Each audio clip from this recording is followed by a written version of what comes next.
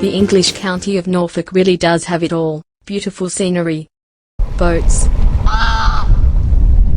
leafy lanes, quiet roads, more boats, steam train,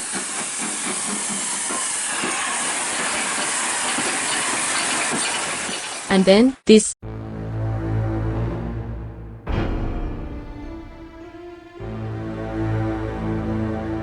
A shed. But this is no ordinary shed. This is the entrance to another world. A world of secrecy, technology, courage and deliverance. This is the entrance to the RAF Air Defence Radar Museum at Neatsted, near Horning. This RAF base was established during World War II as a secret radar station to watch for approaching German aircraft. After the end of World War II, a new situation developed with the start of the Cold War and the increasing threat of an attack by the Soviet Union. The base then had a new role, looking for approaching Soviet aircraft and missiles.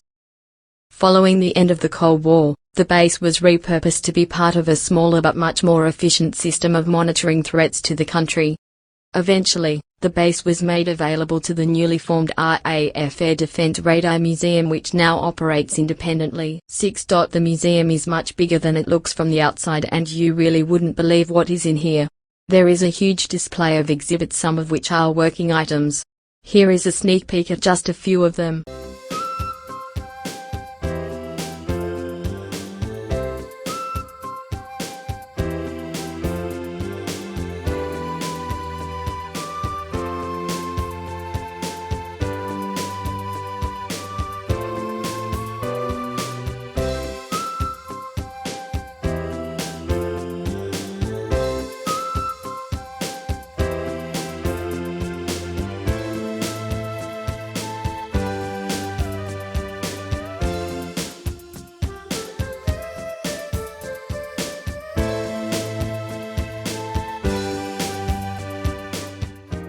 This is the ops room, the nerve center.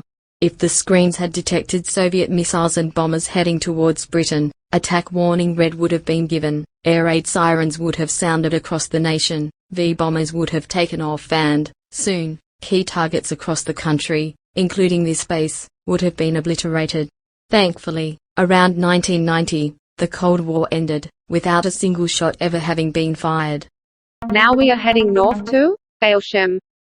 This bustling market town is thought to have originated around 500 AD and probably owes its success in earlier times to its position alongside the River Bear. This enabled goods to be transported to and from the markets and also assisted in the development of an important textile industry.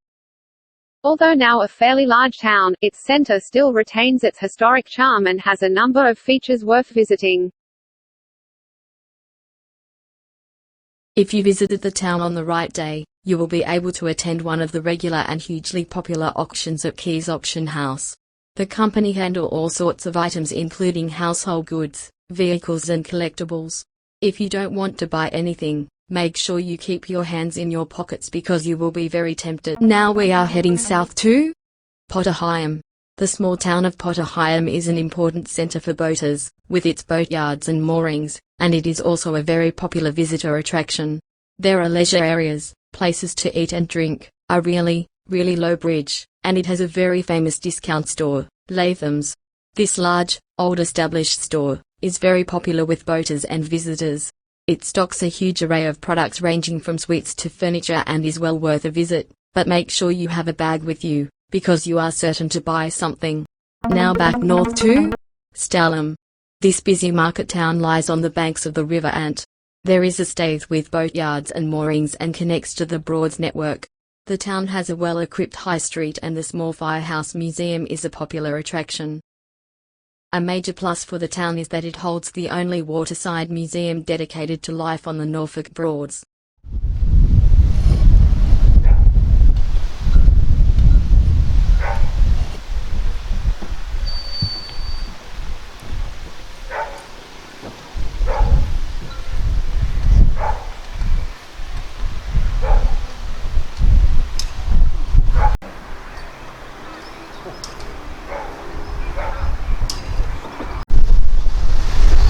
This has been taken at the Museum of the Broads, which is based at Stalham in Norfolk, and we're in a sunny but slight windy afternoon.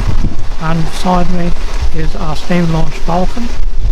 Now, she was originally bought in 1895 for Sir Edmund Bacon, the brewer in Yarmouth, as his private vessel, and subsequent to that it moved around the boards and eventually finished up as a boat in the Second World War to tow the MTBs from boatyards on the Broads down to Yarmouth for fitting out.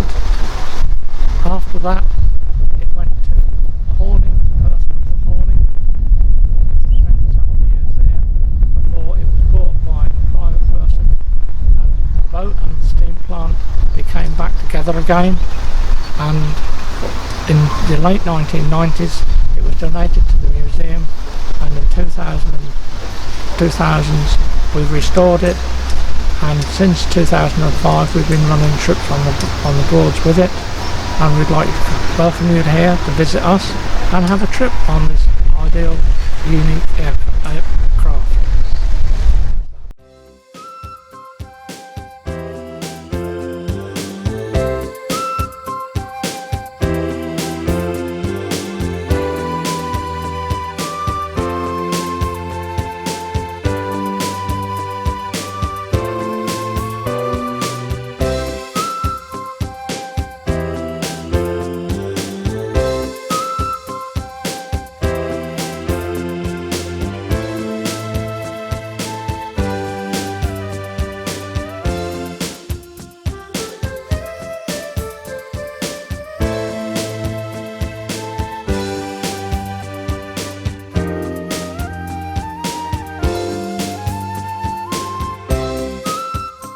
That's all for now. Hope you enjoyed another taste of the lovely county of Norfolk.